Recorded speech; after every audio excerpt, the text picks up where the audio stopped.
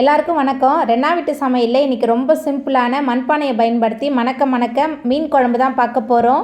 இன்றைக்கி சமைச்சு நாளைக்கு சாப்பிட்றதுக்கு இந்த மீன் குழம்பு ரொம்ப சூப்பராக இருக்கும். மண்பானையை பயன்படுத்தி செஞ்சுருக்கனால 2-3 நாளைக்கு நல்லா வச்சு சாப்பிட்லாம். அந்த சுவையான மீன் குழம்பு எப்படி செய்கிறதுன்னு வாங்க பார்த்துடலாம். மீன் குழம்பு பண்ணுறதுக்கு ஒரு மிக்ஸி ஜாரில் 15 சின்ன வெங்காயம் சேர்த்துக்கலாம். கொஞ்சமாக கருவேப்பிலை, இது கூடவே பழுத்த தக்காளி பழம் 2, 5 டேபிள் ஸ்பூன் குழம்பு மிளகாய்த்தூள், 1/4 மூடி தேங்காய் துருவல், கொஞ்சமாக தண்ணி சேர்த்துட்டு நல்லா விழுதாக அரைச்சி எடுத்துகிட்டு வந்துடலாம். மிக்ஸி ஜாரில் மாற்றிட்டு நல்லா விழுதாக அரைச்சி எடுத்துகிட்டு வந்தாச்சு. இப்போ மீன் குழம்பு பண்ணிடலாம்.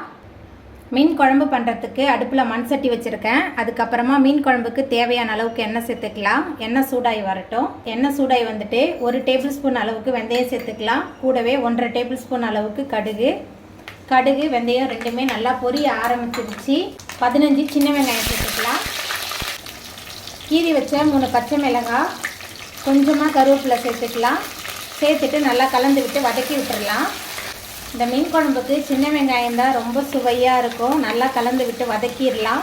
சின்ன வெங்காயம் அதிகமாக சேர்த்து நம்ம மீன் குழம்பு சமைக்கும் போது நம்ம சாதத்தோடு ஊற்றி சாப்பிடும்போது இந்த சின்ன வெங்காயம்லாம் நம்ம வாயில் அங்கங்கே கடிப்படும்.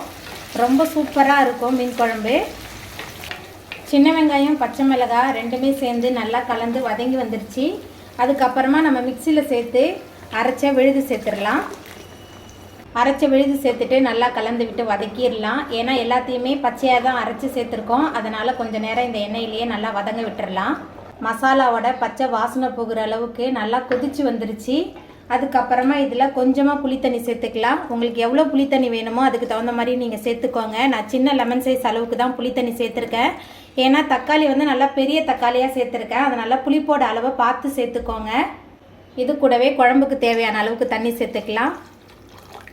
இது கூடவே மீன் குழம்புக்கு தேவையான அளவுக்கு கல்லுப்பு சேர்த்துக்கலாம்.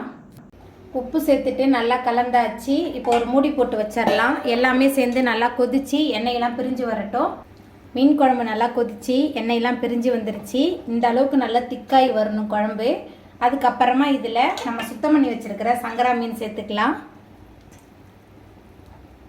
சிம்பிளாக ஒரு மீன் குழம்பு செய்யணுன்னா இந்த முறையில் நீங்கள் ட்ரை பண்ணி பாருங்கள். இந்த மீன் குழம்பு ரொம்ப சூப்பராக இருக்கும். இன்றைக்கி சமைச்சு நாளைக்கு சாப்பிட்றதுக்கு அட்டகாசமாக இருக்கும். சங்கரா மீன் சேர்த்துட்டு நல்லா கலந்து விட்டுட்டு ஒரு 5 நிமிஷத்துக்கு நல்லா வேக விடலாம். மீன் சேர்த்த பிறகு குழம்பு நல்லா கொதிச்சு வந்துருச்சு. இப்போ அடுப்பு ஆஃப் பண்ணிவிட்டு நம்ம மூடி வச்சிடலாம். இந்த சூட்லேயே மீன் நல்லா சூப்பராக வெந்து வந்துடும். ரொம்ப சுவையான சங்கரா மீன் குழம்பு ரொம்ப சூப்பராக ரெடி ஆகிட்டு. அவ்வளோதாங்க, ரொம்ப சுவையான சங்கரா மீன் குழம்பு சூப்பராக ரெடி ஆகிட்டு. மணக்க மண்பானையில் செஞ்ச இந்த சங்கரா மீன் குழம்பை நீங்களும் உங்கள் வீட்டில் செஞ்சு பாருங்கள். இந்த வீடியோ உங்களுக்கு பிடிச்சிருந்தா லைக் பண்ணுங்கள், ஷேர் பண்ணுங்கள், கமெண்ட் பண்ணுங்கள், சப்ஸ்கிரைப் பண்ணுங்கள். என்னோடய வீடியோவை இவ்வளோ நேரம் பொறுமையாக பார்த்தவங்க எல்லாருக்குமே ரொம்ப நன்றி.